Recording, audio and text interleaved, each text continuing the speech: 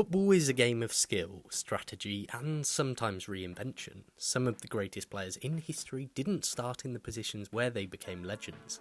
From fullbacks turned goal machines to midfielders who became defensive powerhouses, a simple tactical switch changed their careers forever. In this video, we're diving into the stories of footballers whose careers skyrocketed after a position change. How did these tactical masterstrokes unlock their full potential?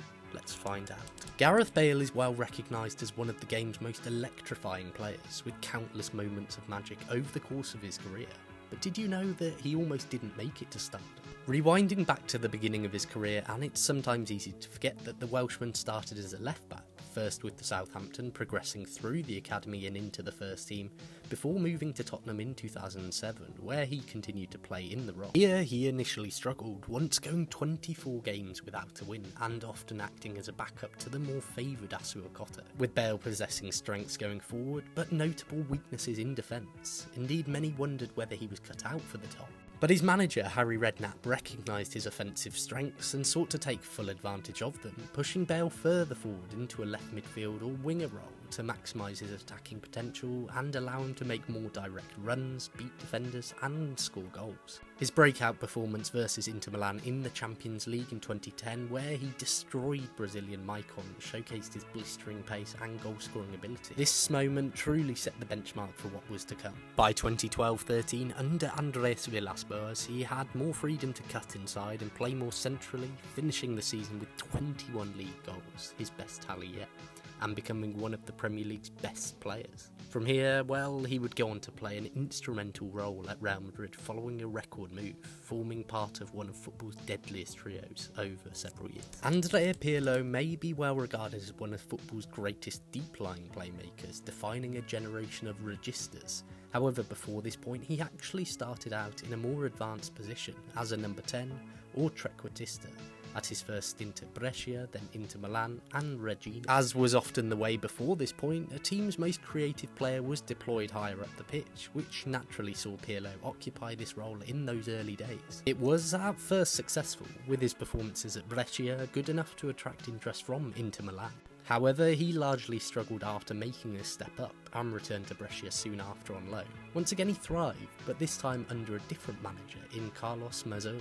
And this was in a different, deeper, almost quarterback style role, and Mazzoni should be credited as a spark behind Pirlo's positional change. However, it was Don Carlo Ancelotti who truly brought the best out of Pirlo's transformational potential, and further deployed him in a deeper role at AC Milan, where he could effectively unleash his superb passing, intelligence and vision on the pitch. The results were incredible, with Pirlo and Ancelotti winning 8 trophies at AC Milan, including a Serie A and 2 Champions League titles. Indeed, Pirlo himself said he changed my career, putting me in front of the defence. We shared some unforgettable moments and had a magnificent past together. Indeed, Pirlo's success continued beyond this too, for both clubs and country as an instrumental figure. Next up on our list is Philipp Lahm, and it's an interesting one. The German was a sensational player and leader who achieved nearly everything in football, from a World Cup with Germany to winning countless titles with Bayern Munich. And while he is long recognised as one of football's greatest ever fullbacks, his evolution into a midfielder further cemented his status as one of the game's best. In the 13-14 season, Lahm entered a new chapter in his career with a new role as a defensive midfielder for Bayern Munich, a position where he demonstrated his exceptional tactical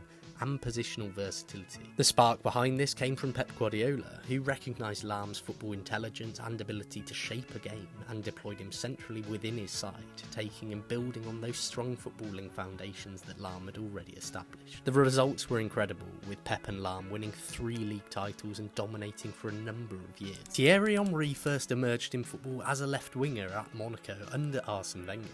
He was a talented and tricky player who had lightning pace and quick dribbling, but wasn't seen as an out-and-out goalscorer. Nevertheless, his performances on the wing were enough to earn him a move to Juventus in 1999, but overall he struggled in Italy, and after just 6 months and just 3 goals in 19 matches, he was on the move again. This time to Arsenal, where he was reunited with his former manager, Wenger. But this time Wenger had other ideas for the Frenchman. Arsene saw Henry's potential as a central forward, allowing him more freedom to cut inside, link up with teammates and ultimately score goals. Despite early struggles, a perseverance to stick with the positional change paid off, as Henry went on to help the Guns achieve milestone trophy successes, including a memorable Invincible Premier League season. And by the end of all of it, he had etched his name in the club's history books as their all-time top goalscorer. Indeed, it speaks volumes that Carlo Ancelotti, his manager at Juventus, regards his failure to realise Henry wasn't a winger as one of the biggest mistakes in his career. And finally, who could forget this man, Cristiano Ronaldo?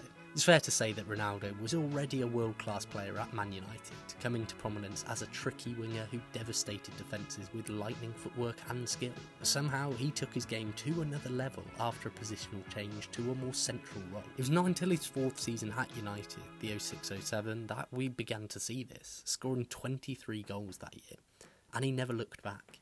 Under Sir Alex Ferguson, he continued to prove instrumental in a more central role, and by the time he reached Real Madrid in 2009, well, he was ready to establish himself as one of the most complete and consistent strikers of all time. We all know what happened next.